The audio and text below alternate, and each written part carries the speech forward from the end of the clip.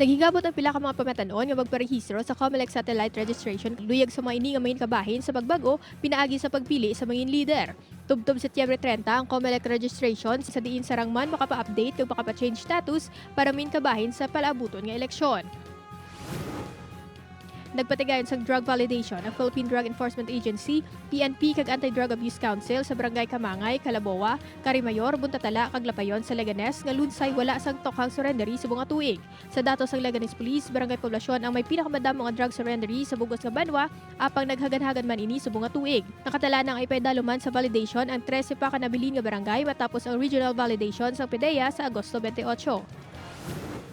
Oton Municipal Police Station, gin-inspeksyon sa National Police Commission Region 6. Gincheckyer ang daily personal accounting report kung kompleto ang mga nakadetail nga pulis, nakasuksok sa uniforme kag mga service firearm bagod may ara sa ila ang ginaprenda ang ila armas. Ang annual inspection ang ginapatigayon agud mapahanumdum sa PNP personnel ang police operational procedure kag mangin disiplinado ang mga ini. Operasyon Hawan Karsada ginpatigayon sa mga barangay sa distrito sa Molo. Nagsugod na ang pagpanghawan sa Anti-Squatting and Illegal Structures Unit.